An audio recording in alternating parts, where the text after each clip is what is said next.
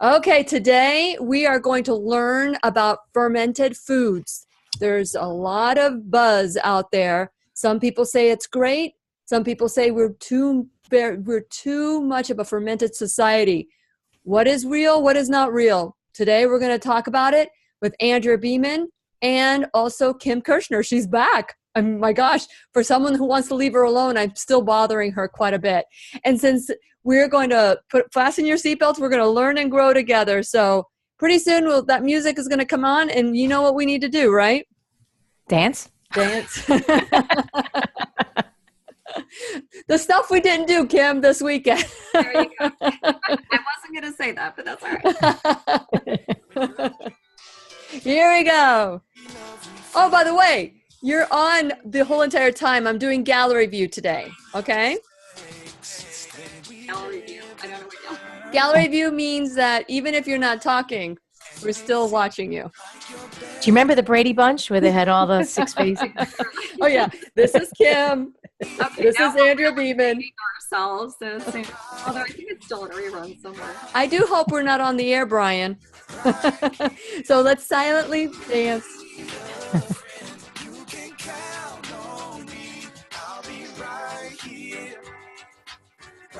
Here waiting for you.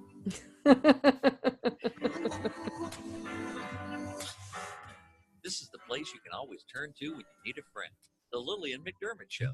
To reach out to Lillian, visit her on the web at whenyouneedafriend.com. Now let's all learn together. Here's Lillian McDermott.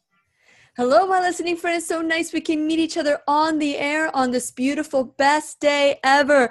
And for those of you who are new to the Lillian McDermott radio show, the purpose of the show is to provide a safe place where you can go to when you need a friend. It is my commitment to provide alternative ways to heal, and it is my mission to make awareness, responsibility, and truth a part of our everyday life. And I hope you, my listening friend, will feel empowered to embrace a new truth and live the life of your dreams.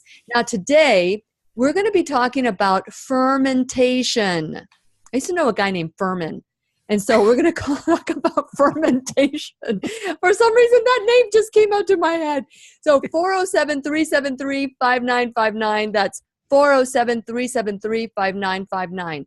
There's Kefir, I think it's Kefir.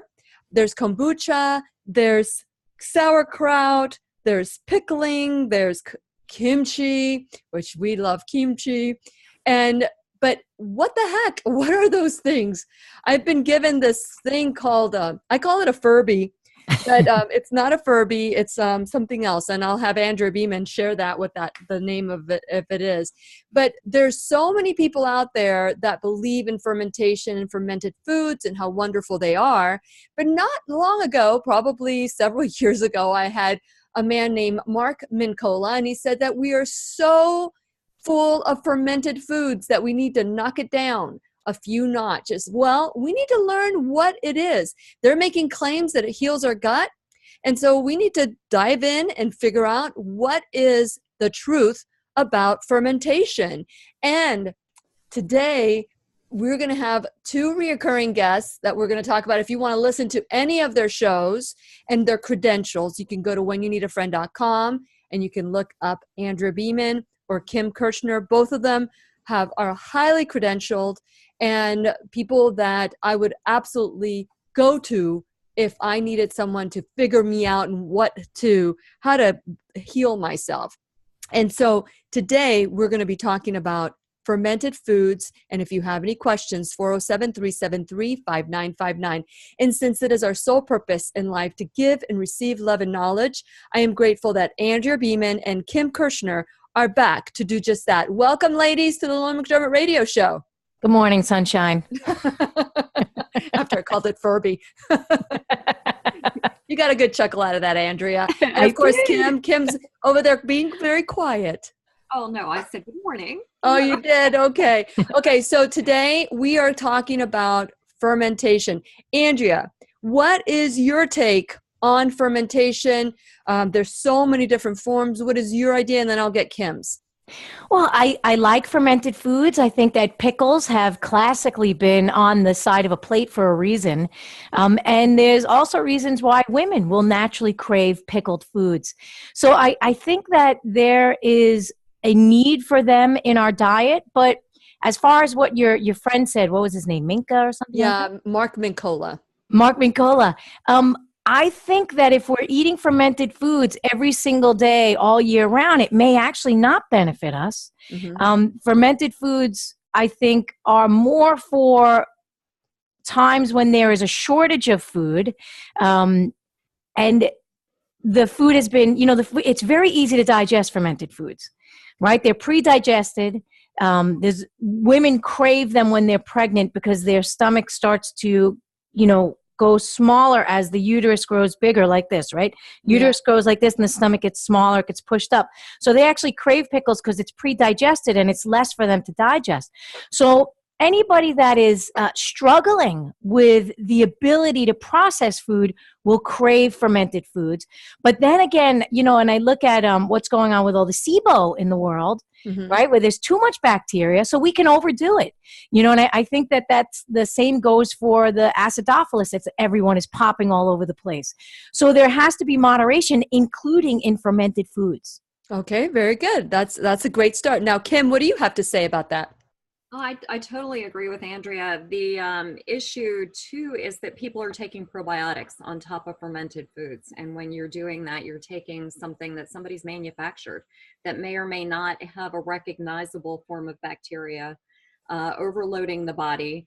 So the fermented foods too are typically acidic. There are some that are less acidic than others. So for people who have trouble with digestion, very often that's a case of not enough digestive acids instead of too much. Most doctors are going to say, nope, you need a pill that's going to stop the acid production. And that's usually not the case. So the fermented foods do help with digestion. They're good as a side. You can overdo it, especially if you're taking manufactured probiotics. I was not aware that if you're taking probiotics that we need to lay off the fermented foods. And so that's the other way around. I'd rather people do fermented foods and lay off the probiotics. Got it. I agree with Kim. That's a great idea. Okay, so you hear it here first because there's nothing else like that. And so we're going to continue our conversation with Kim Kirschner and Andrea Beaman when we return worldwide at whenyouneedafriend.com. If you have any questions, call 407-373-5959 because I got lots of questions when we return worldwide at whenyouneedafriend.com. We'll be right here waiting for you. Okay, so you're saying back off the probiotics because the fermented foods will do that, right? Right. I mean, that's the whole purpose of fermented food. The only time, and that's why I'm kind of getting into the testing with people. If you've got a high level of D-lactate, you're probably going to have a different strain of probiotic. So somebody who's eating fermented foods and not getting a result, they still have a lot of gastrointestinal upset, probably need to have some testing to see what their bacterial levels are, understand what the different gut bacteria are doing, because they may have an imbalance of one over another. And then you don't want to be piling on things like lactobacillus. But Andrea, I'm sure you've got a much... I go ahead. Hold on. Now that we clarified that. But no, the goal is to tap into our expertise. And yes, Kim, you know how to make all these foods, but we need to get an idea, because for everyone who thinks this is a positive thing, there's other people that equally as passionately think that this is wrong, right? Yeah, I don't want to put a bullseye on myself today. I mean, the industry is crazy how much advertising is being done for probiotics, but every time I see one of the commercials, I want to turn it off. Okay. So then let's talk about when we do use probiotics on the next break. 407-373-5959. Once again, here's Lillian. Welcome back to the McDermott Radio Show, where we always learn and grow together on and off the air. As you know, these recordings are being made now and placed on my YouTube channel. So if you want to become a subscriber to the YouTube channel, all you need to do is become a subscriber at whenyouneedafriend.com, then click on my YouTube video icon and then subscribe there too, because it's like a bonus feature in a DVD. You get these bonus features off the air. So I want to encourage all of you to hear the entire conversation. So we've already started talking about fermentation. And when we went off the air, of course, we're talking about how fermented foods are better than the probiotics that we're eating. So Kim, would you like to elaborate why that is true? Let's talk about what is the benefit of fermented foods. Well, I think that anytime you can do something from a whole food and not from a manufactured product, you're going to be better off. And that's the main reason. There's really not a whole lot more to it than that. But the whole probiotic craze that started brought in a lot of companies who wanted to capitalize on that, and they're manufacturing probiotics that may or may not be stored properly. You're talking about a live bacteria. So if you put that into a capsule, what's that going to do to the bacteria? You put it on a store shelf and it sits there. Bacteria need to grow. They need to have something to feed them. Mm-hmm. So anytime you can do it naturally, you're much better off. Okay. So let's go ahead. With that in mind, Andrea, what would you like to add to that? Yeah, I'd like to add to that I'm a big fan of using the fermented foods over the probiotics as well, because the body is physically designed in a specific way. So when the bacteria is coming in on some type of substance, a food substance, then that bacteria will be able to continue to eat that food, and it'll populate your system better. So like for the example is like a kefir or a sauerkraut, right? If you're just taking the bacteria itself without the food that comes attached, that bacteria is loving and growing in, then what's going to happen inside your system? It's going to be searching around. Hey, what am I going to eat? Everything needs to eat something, right? So I'm a big fan of using the foods that have the bacteria on them and letting your body do what it does with it, rather than just taking the bacteria without anything, and then everybody's going like, what? Okay. Huh? Okay. So here we go. No, you're talking about the fermented foods, but when you look at the labeling of these whole foods that are fermented, Andrea, we see that there's a lot of sugar. Is that normal, or are there certain foods that we should look at? Well, not all of them have sugar, but also I think that the sugar, when it's broken down, like for example, grapes have sugar, right? But when you ferment the grape and it becomes wine, right, the sugar transforms. It's still sugary, but it's a different type of sugar. Same thing with beer. Right? You take your grain, whatever it is, barley or whatever, you ferment it. It's no longer having that effect in the body. It's having a different effect. So not all sugars are the same. Okay. So say more about that. Well, you mean whether to have a beer or a wine or, no. or pile of sugar on your plate?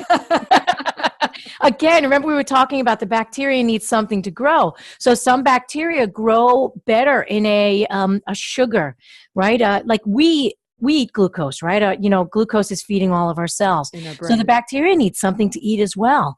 So not all bacteria are going to thrive on glucose. Some of them are going to thrive on something else. So I would also suggest that you have a wide variety of the fermented foods in your diet and not just have one thing, right? I know people that will just be like kombucha all day and all night and right for like years and years and years. And then like, I don't know why I'm bloated, or I don't know why I don't feel good, right? So we have to also give us a more diverse microbiome. And we could do that with a nice variety of different bacteria, whether they're coming in on a kefir, a coconut kefir, a yogurt kefir, whether they're coming in on a sourdough bread, whether they're coming in from wine or beer, sauerkraut or kimchi. But a nice variety is going to give us this really amazing population of bacteria. Well, should we eat that, Andrea, every day? I mean, throughout the day, should we just stick to maybe one dose, or how do we consume? If we have so many choices, should we just choose one fermented food a day and one serving, or can we feed ourselves more than once? Well, it depends. It depends on your condition. Like Kim was talking about whether somebody has a more acidy environment, right? Or they need some acid. in order for us to digest food, we need a specific amount of acid in our system. And for people that have low acid, they're actually going to have more trouble digesting food. So this is where fermented foods come in really handy, right? So for someone that is having trouble digesting because they have a low acid environment, you give them a fermented foods. I'm sure Kim could speak more on that. Go ahead, Kim. What would you like to say? No, that's absolutely right. You give them fermented foods because they are more digestible and because they're going to add digestibility to whatever else they're eating. And I think that the variety is important. You need to, for instance, you can culture cabbage on the counter. There's no added sugar to that. You're also not putting salt in. And that's a big mistake a lot of people make with fermenting is they'll add vinegars or salt to make it ferment. You want it to ferment naturally with the bacteria in the environment.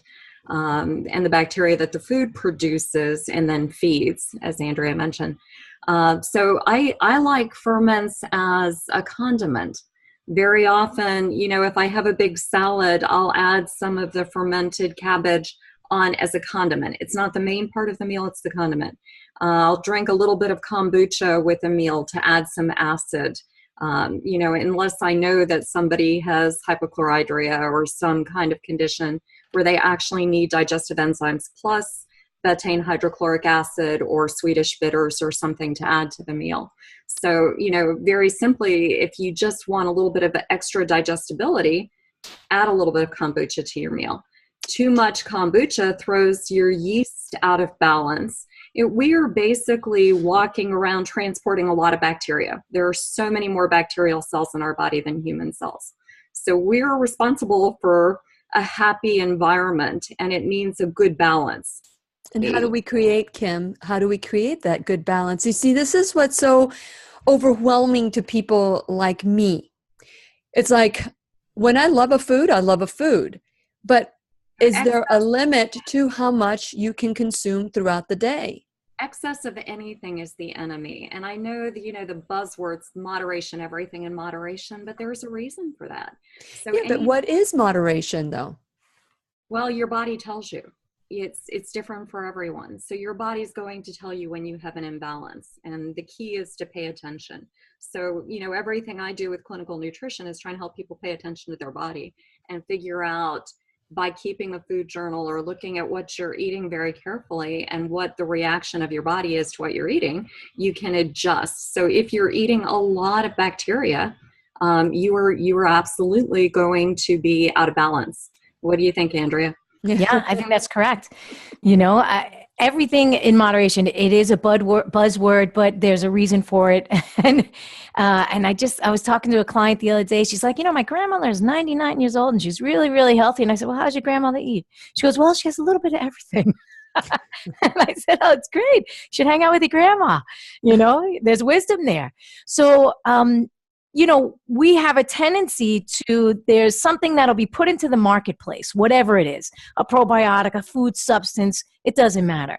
This substance will be put into the marketplace and then it's heavily marketed to the masses, and then people go on a craze for it. So in the 80s, it was blueberries, right? Blueberry this and blueberry, everybody was going blueberry crazy, right? And then I guess like 5 years ago, it was kombucha. Kombucha exploded onto the market. Everybody was going crazy with it. So we have to really be discerning, how much of this food can we eat? We have to really check in with ourselves, and most people don't. We're just marketed, all these things flashing by our mind. Oh, I need this. And we're thinking that we need it without checking and saying, do I really need this? And it was interesting. Kim talked about the acid level of the ferments earlier, and I thought, my gosh, that makes perfect sense, because traditionally a lot of the fermented foods were eaten with meats, and you need a higher acid to digest meat, right? So sauerkraut and hot dogs or pork. Kimchi came with meats, right? So you have to look at, well, what were these foods originally paired with? And then eat them in moderation. And I like the way that Kim eats a little bit as a condiment on a plate. When I was studying macrobiotics over 20 years ago, there was a little bit of pickle on the plate, whether it was a daikon pickle or a little bit of sauerkraut or a little bit of pickled ginger, but there was a little bit, and it was as a condiment. It wasn't as a full meal. Got it. Okay. So anytime that you see fermented food of anything, whether it's kefir or kombucha, sauerkraut, Gosh, kimchi, there's so many things that just as a garnish or something on the side, nothing like the main meal. Is there an exception to that, Kim? I don't think there's an exception. A lot of people will have yogurt for breakfast, but mix it up. Have yogurt, a couple of times a week, and then have steel cut oats or another type of a salad for breakfast, and put a little bit of sauerkraut on your salad, or, fermented vegetable with that. Just mix it up. Okay. So I have a backup question. So we talked about meat. Andrea talked about meat, Kim, and how it was served as a garnish for meat because it brings up the acidic level in the stomach. Now, so many people are drinking this alkaline water, and that's supposed to bring your acid level in your stomach to a normal range. Is that dangerous to be drinking the alkaline water you're eating any kind of food? I'm not a fan of alkaline water, so I'm going to stop right there because I think the body has a way of regulating acidity that is really, really, really good. And I just know for myself, when I drink alkaline water, it upsets my gallbladder. My gallbladder has a big problem with alkaline water. So that's a personal thing. And Andrea, what do you think? What do you think, Andrea Beaman? Yeah, I'm not a fan of alkaline water either. Thank you. You know what? There's so much out there with alkaline water. And I'm thinking, what is wrong with me? I drink alkaline water and I get sick. That's funny because, there's a whole movement in the health and wellness industry for alkaline. But you know what happens when you're too alkaline, right? Go ahead. Coma. What was that? Coma. Right. So, you need to have this balance. We get onto these waves of craziness, I think, as human beings, and we need to snap out of it. Yeah. Oh my gosh. I'm so glad some people are coming up forward and talking about, okay, so this is what I've been told when it comes to alkaline water. You cannot drink alkaline water when you're eating. And I'm thinking, well, can you drink water when you're eating, Andrea? Can you drink water when you're eating, or is that not supposed to be good? Well, generally you want to actually masticate your food with your own saliva and put your digestive enzymes into your food. So what happens when people are drinking water, and you can drink water while you're eating, but you have to be very conscious of it. When people are drinking water when they eat, they'll take a mouthful of food and then they'll gulp entire unchewed pieces down into their digestive system. Yeah. So we're not designed that way. We have all these teeth for a reason. We have these, all these glands are releasing these enzymes into our mouth for a reason, because you want to start the digestive process here, and then a second digestive process is happening in the stomach, and then a third digestive process is happening in the small intestine, right? You have all of these digestive processes. So when we drink, when we eat, we bypass the first process. Okay, so hold that thought because I want to learn more about that. That's very interesting. I've never heard anybody explain it this way before. And we're going to continue our conversation with Andrea Beaman and Kim Kirschner when we return. We're talking about fermentation. If you have any questions, 407-373-5959. We'll be right here waiting for you. Gosh darn it, I'm so glad you mentioned something about this ding-dang alkaline water. Every time I've tried alkaline water, and every time I get diarrhea. What's wrong with me? And I'm thinking everybody's loving all this alkaline water, and I'm getting diarrhea. Body's telling you no, don't do it. Yeah, I would say. And drinking water when you eat, the mistake that people make too is just too much, because you're diluting your stomach acids, and you don't, in addition to gulping your food, not chewing it, like Andrea said, you're adding a dilution factor to what's happening that's going to slow down digestion. Okay, so but that's any beverage. That's not just water. That's any beverage you're drinking with your meal. So should people not drink lot while they're eating? Yeah. They should absolutely drink water, but when you're having your meal, if you want to drink a glass of water before you eat, make sure you're hydrated, and then eat your meal and just have a little bit to ease, salivary processes and to help you if you need it, but don't drink a lot with your meal. Yeah. Well, okay, Andrea, you were talking about I agree. Water. Should you chew your water? If you're in a starving situation, if you are, that's fine. Excuse me, I'm going to go to the corner. I'm going to chew my water. If you're literally starving, then yes, chew your water because you're going to absorb more of the minerals and it's going to be able to be absorbed on a different level inside the body. But we don't necessarily have to chew our water.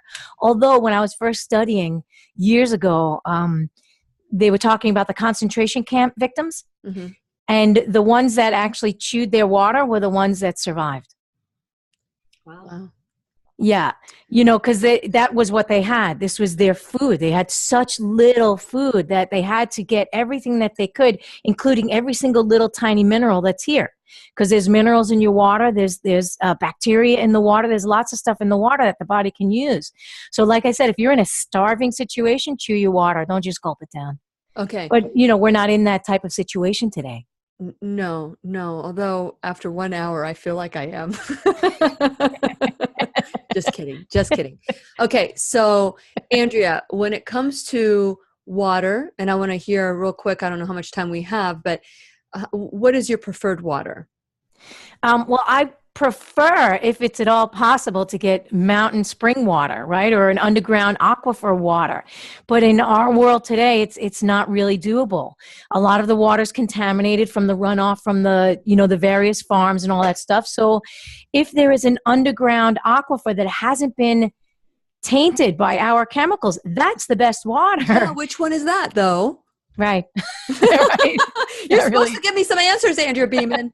Well, what I do is, this is New York City tap water, but I put it through 2 filters. And then I add minerals back in because when you filter your water, you're taking all of your minerals out. So that's not good for your bones. It's not good for your body. But I don't want the chlorine and I don't want the fluoride and I don't want the other crap that's in the water. So I'll put little minerals back in, and it's not the ideal, but it's what I got. Yeah. What about you, Kim? What's your wisdom? And by the way, you're sounding like you're too far away. Can you raise your volume on your speaker? Is that better? Keep talking. Okay. Isn't it funny when people go, "Is that better?" I totally agree on the water. I do the same thing, but people shouldn't drink out of plastic water bottles. That's just I don't care. You think you're doing something good and getting better filtered water, and then you're consuming all these chemicals in the plastic. So there's been a couple of headlines recently, and if people come to my house for a cooking class or for a support group or whatever we're doing, wellness workshop, and they bring in a plastic water bottle, everybody immediately stops and looks at them and says, uh-oh. Because I'll take it away. I will give them glass thermos with some water in it and let them take it home. And so I think sometimes they do it on purpose because they know they're going to get a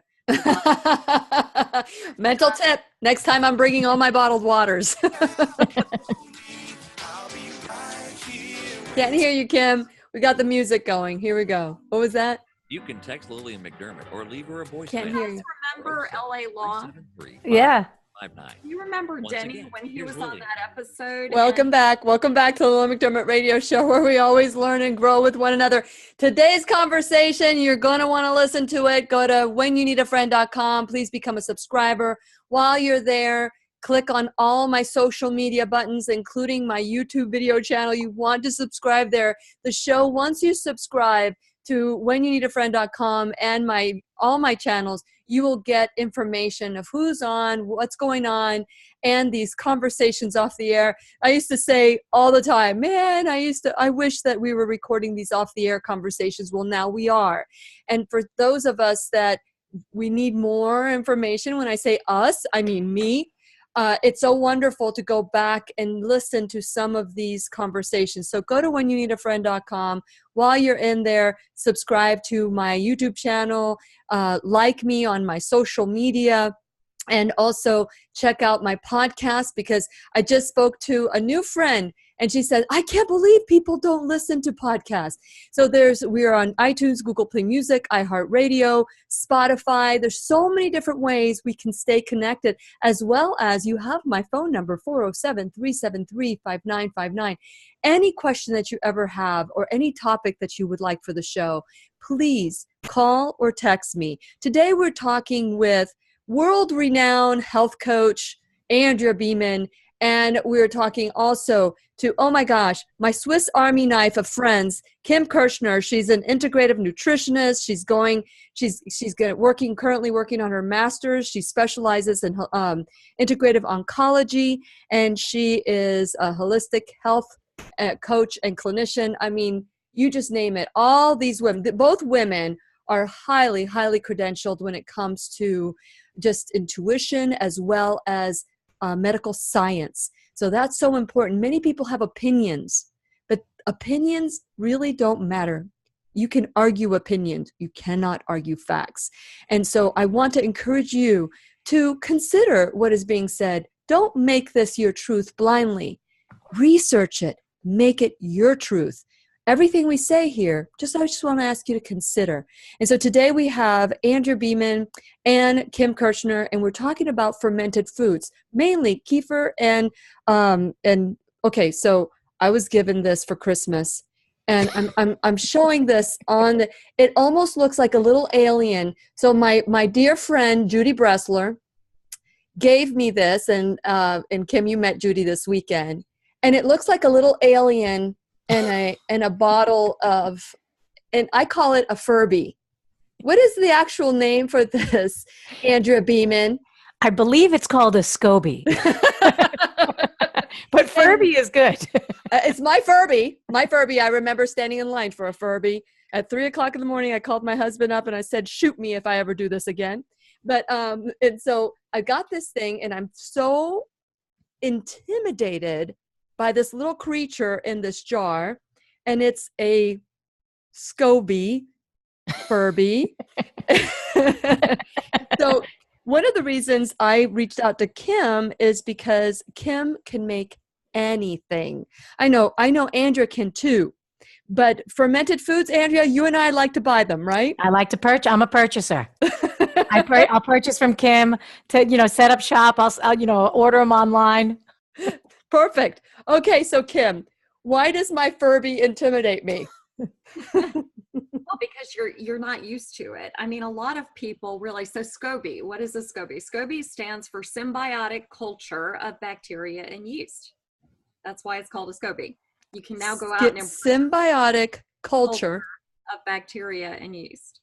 So that's what it is. Yes. And there are different types of ways of fermenting, but for kombucha or June even, which is considered the champagne of kombucha, you set up. What's it called? June? Yeah, Jun. Okay. It's pronounced Juhn, but it's Jun. So, there's a lot of discussion about where these things actually come from. And I think there's general agreement that it originated in China, but every culture has their form of ferment. The Russians have ferments, kvass, and, the sauerkrauts. When you think about, borscht and things like that, it's often fermented. And obviously wine and beer. And so there are a lot of different ways people ferment and use bacterial foods. Yeah, but there's not a creature in my bottle of wine. There's a creature in here.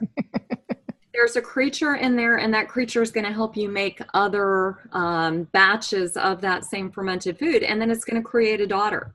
So the creature is living. It's an alive thing, and people who are used to it don't know what to do with it. And it'll continue to grow and thicken, and the thicker they are, the stronger they are. So you want to nourish that. There are people I know who actually put them in quiet rooms and play music to them.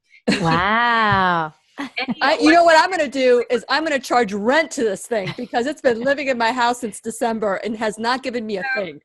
Keep it away from this because you're not doing anything with it. It has nothing to do with that. That's you. That's not you, honey. But keep it away from your computers and your microwave and your refrigerator. Don't put it on top of the refrigerator. No, it's been in a closet. It's been in a closed closet. Then yes, play music to it. Make it happy. It's a happy Furby. Okay, so let's talk about how do I. Now, this was a beautiful gift from my friend who is like she makes kombucha all the time. And I walk into her closet and it looks like there's like a scene from Aliens growing in her closet. So how do I make this Furby grow? She has what's called a SCOBY hotel. There are she has a SCOBY hotel. So how you make that grow is you actually use it. So if you're making kombucha is basically tea. It's black tea. June is green tea. And Oh. honey. So kombucha is made with black tea and sugar. And the other is made with green tea and honey. So it's just a difference. And it's less acidic. June is less acidic. They consider it the champagne of kombuchas because it's got a lighter, milder flavor. And it also, so for people up in New York, if your environment is a little cooler, for kombucha on your countertop, you want it to be between 75 and 85 degrees. You'll see a lot of different things on the web, 70 to 85. But 75 to 85 is a good brewing or fermenting temperature. June can actually ferment it at a little bit colder temperature. And it's often a faster ferment. So all you really do is brew some black tea, add some sugar, let it cool, and then add that SCOBY to it and cover it and let it sit in a comfortable environment, and it will make you kombucha. Okay, so what do I need to add to this? Because this was like my little starter kit. So what you want to do is you want to brew your black tea, add some sugar, and then take that SCOBY off after it cools down, put the SCOBY on top of the black tea and sugar and put about half a cup of the liquid that's in there. That gives it a little bit more of a starter. So you're going to put that into your new batch of kombucha. Oh, so I can't add to this. This is dormant right now. Well, it's not dormant. That's your base. You want to save that for future batches. When you make another batch of kombucha, you'll end up with a daughter film over the top, a daughter to that SCOBY. So that SCOBY will continue to live, and you can put it back in that jar. You could put the daughter in there too, or give the daughter away like your friend does. It's kind of a kombucha exchange. You can go, there are websites, Kombucha Camp, both words with a K.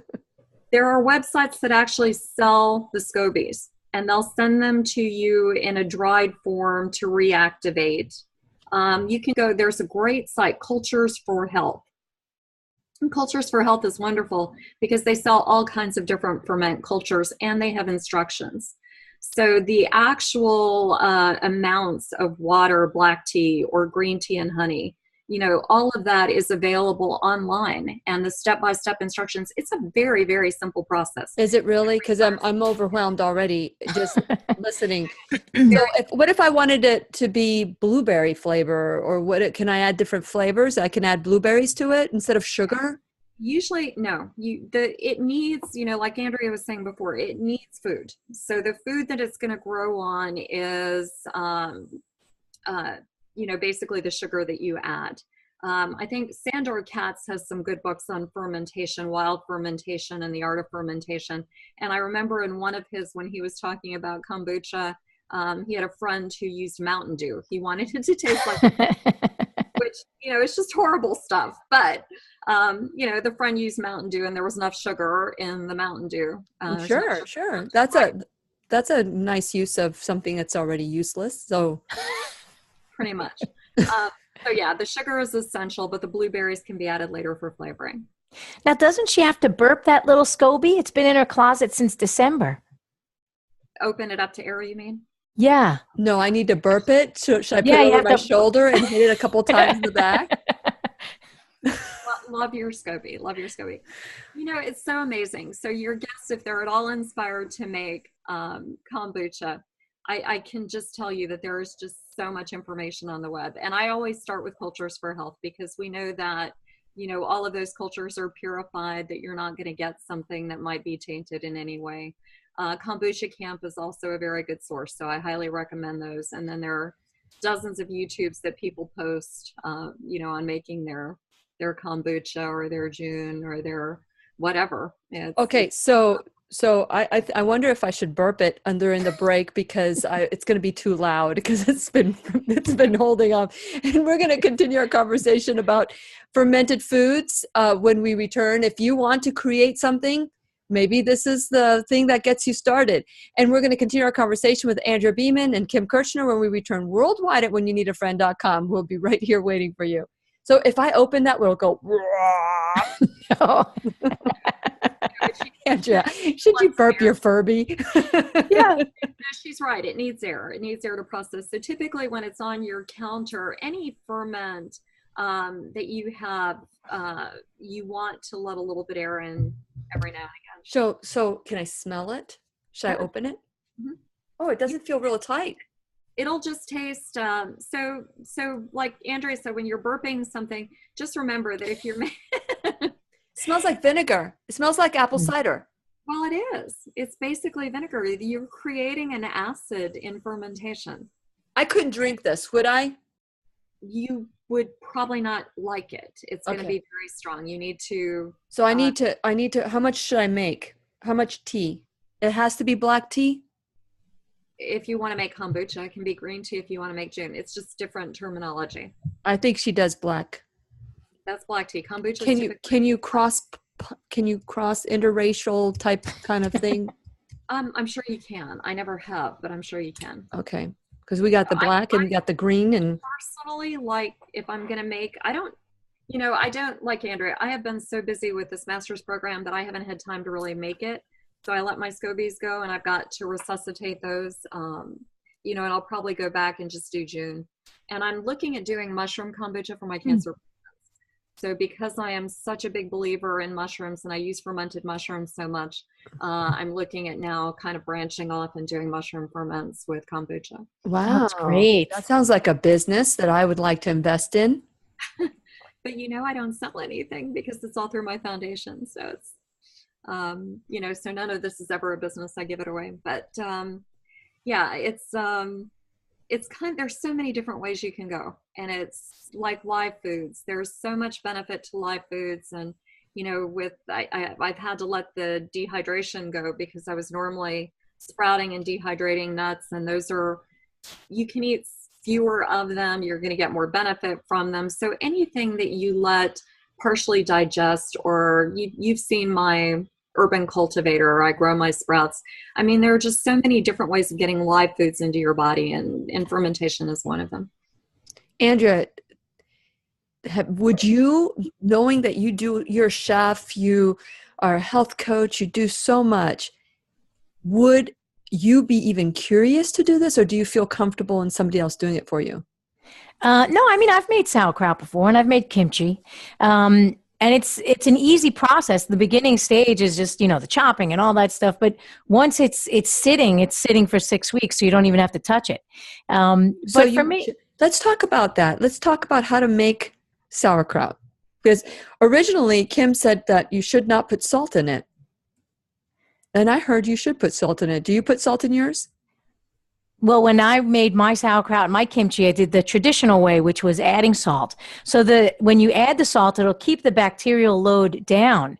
When you don't add salt, you'll have more bacteria. Oh, so is that good or not good? So let's answer that on the air. This is our last segment. Time flies when you're scoping in and out, when you're burping scobies. Furbies. 407. I have Furbies. 5959. Once again, here's Lillian. Welcome back to the Lillian McDermott Radio Show, where we always learn and grow with one another.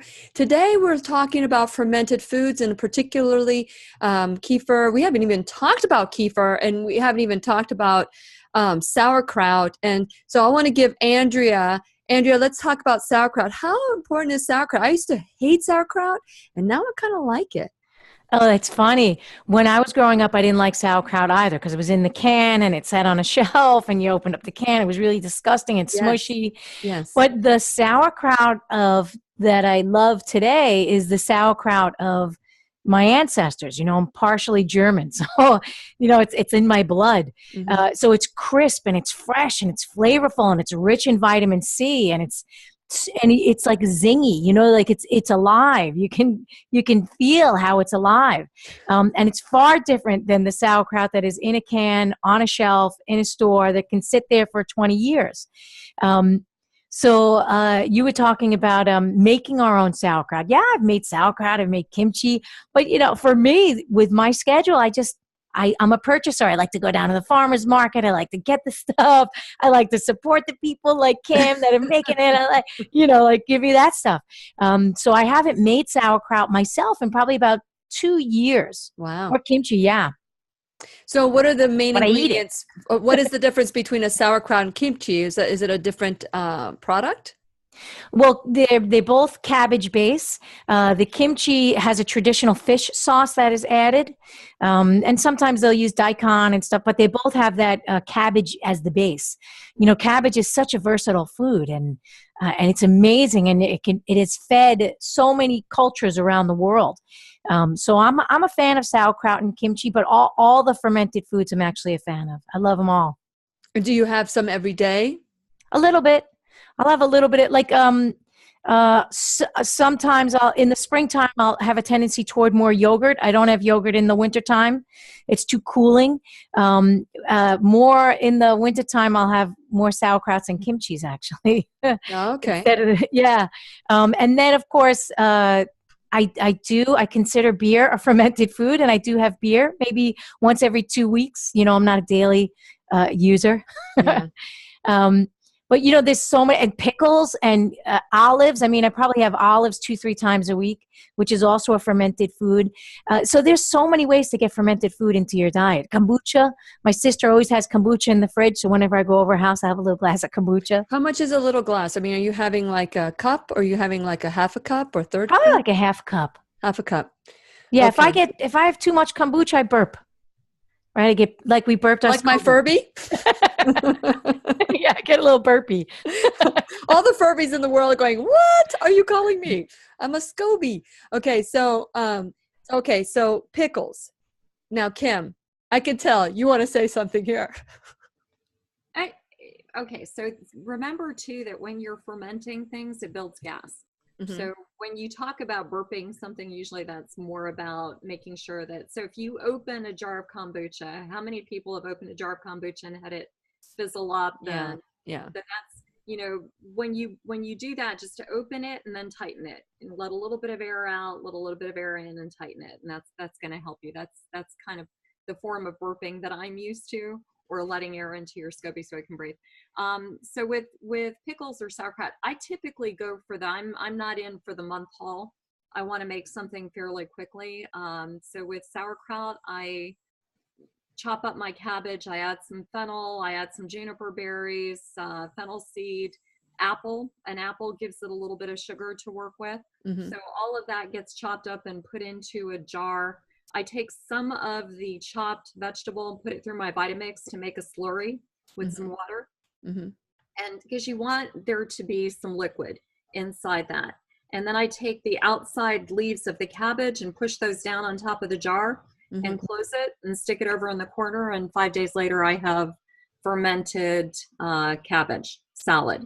Then you add the salt to slow down the ferment, because like Andrea said, the salt is going to slow down the bacterial growth, and it can live in your refrigerator for a month or two. I mean, that's a long-term food that you can then use as a condiment.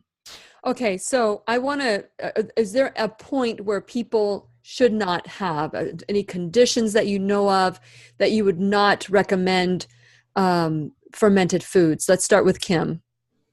Leaky gut. If somebody has major gastrointestinal permeability, your bacteria may not go where you want it to go. Mm-hmm. So very often people find that they have conditions that show up where the bacteria is actually migrating outside of the gut into the body and creating pain, autoimmune disorders. So someone that has an autoimmune disorder, I mean, there's so many of them, should not have fermented food. Not necessarily, but they need to find out why the autoimmune disorder exists. So if the autoimmune disorder is secondary or a comorbidity of something like gastrointestinal permeability, and they've got associated GI issues, then you need to investigate that and find out. If somebody really has a lot of issues, and like I said before, they're, they go in for a stool test. There are a lot of companies that make the stool test that you can either order as an individual, private patient, or if you want insurance to pay for it, get your practitioner to help you. And then you can look at commensal bacteria. You can look at the levels of bacteria in your body.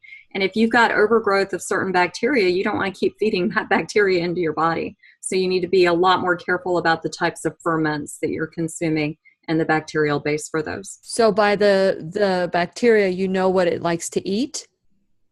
How do you know that bacteria likes that particular?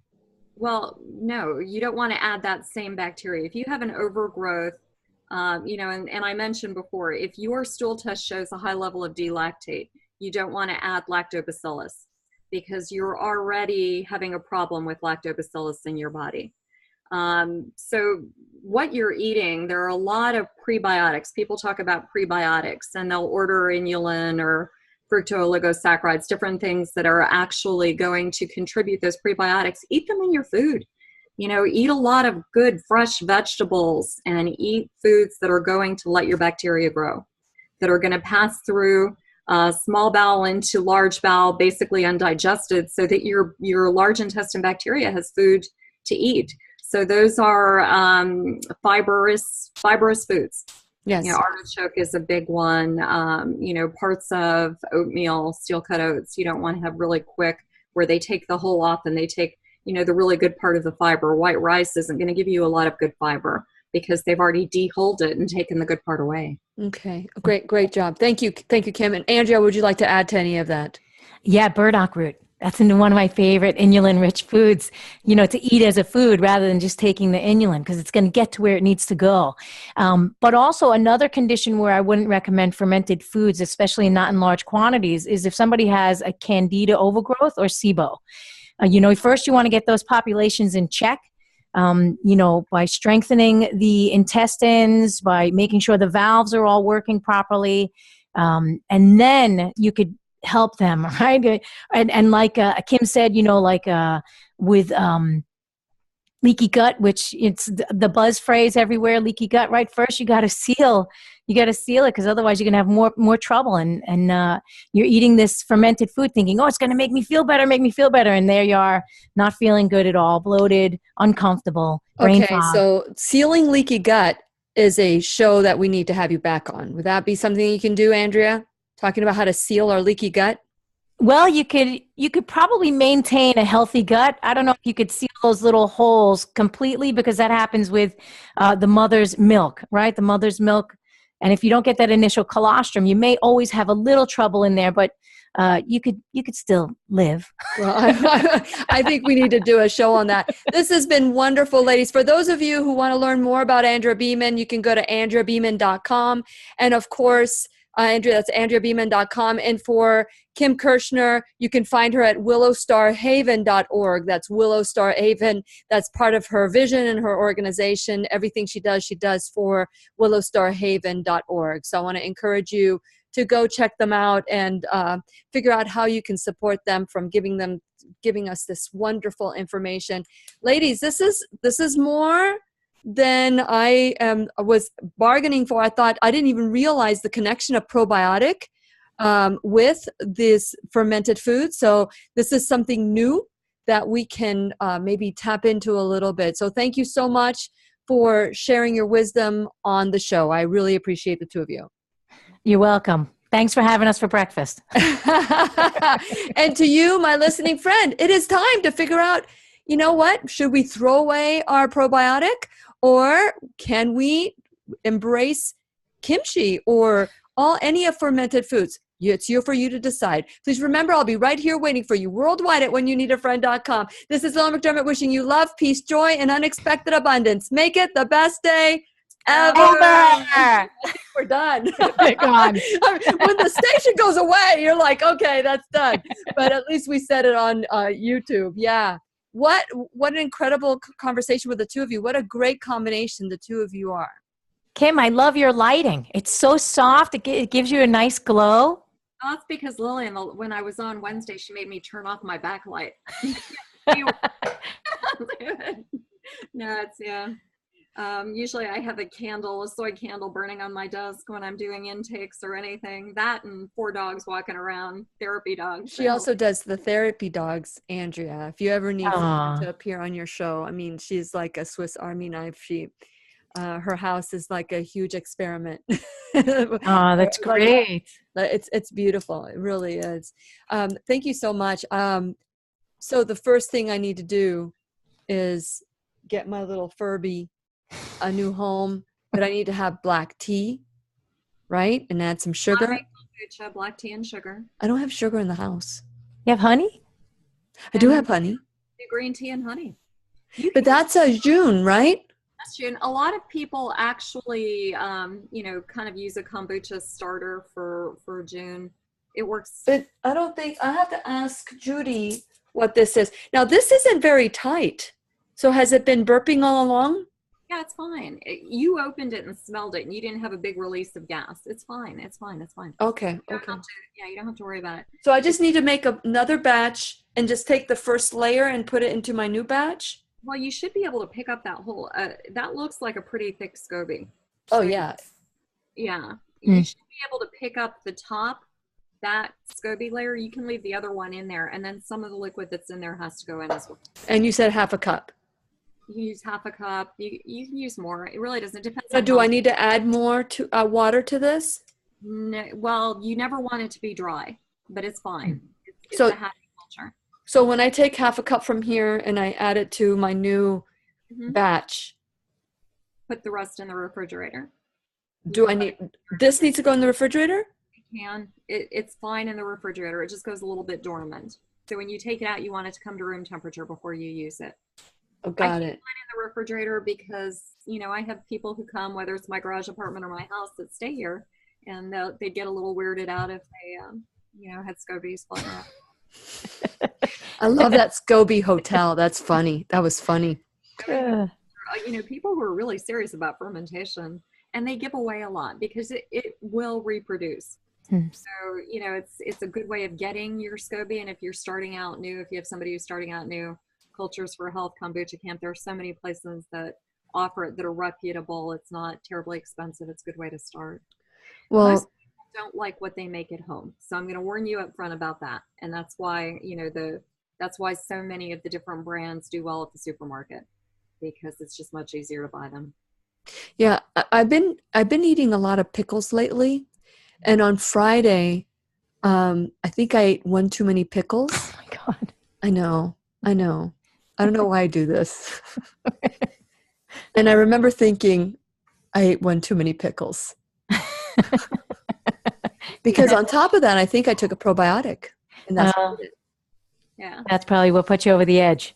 And it's also sodium. And that's why, a lot of cultures, so if you look at cultures that typically ferment, look at the diseases. So, people who eat too much kimchi, if there's a lot of salt in it, are going to end up with stomach cancers and other issues. So watch the salt. Yeah. I love salt. And there are a lot of people, especially people with adrenal issues, are going to be craving salt, and they're going to eat salt like crazy. Yeah, I have one of my sponsors is the Banana Bag People Oral Solution. This is like the equivalent of when you get dehydrated, you get that, the IV. Yeah. You just put this in your water and it gives you the same nutrients that your IV. Oh my God. I did an intake on a woman who is getting her PhD. She's in her 30s. She was flux. She has ciprotoxicity, but also postural orthostatic tachycardia syndrome. She drinks, her water has to be a huge solution of salt. She drinks so much sodium. Well, tell her about this, because this is, they're one of my new sponsors, Banana Bag Oral Solution. Yeah. It's probably not enough for her, but it's amazing to me. I didn't realize you could drink that much salt and still, actually function. But for hypovolemia, because her blood pressure plummets if she doesn't. Have you heard of that, Andrea?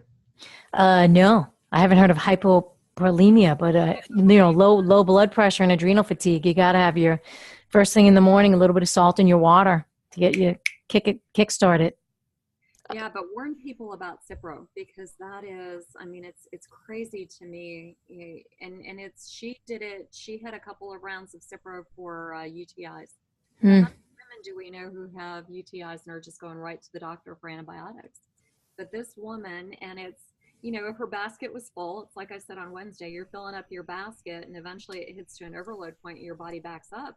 But her basket had other issues in it, and she had issues from childhood with fainting disorders. So I'm sure there was a neurological tendency, but if you go online and look at the floxing issue, the ciprotoxicity, fluoroquinolones. So basically, anytime you add fluoride molecules to anything, it helps cross the blood-brain barrier. So if you're predisposed in any way to a neurological condition, and there are obviously tens of thousands of people in the country who have ciprotoxicity now. Class action lawsuits going on, settlements, all. It's just Well, crazy. maybe we should do a show on that. So, I know that both of you have a lot to do, and I don't want to overstay our welcome, but I want to thank you for your information that you shared today. I'm very grateful to both of you, and I look forward to our next conversation. And thank you, my viewers, for hanging on till the end, and I look forward to our next conversation.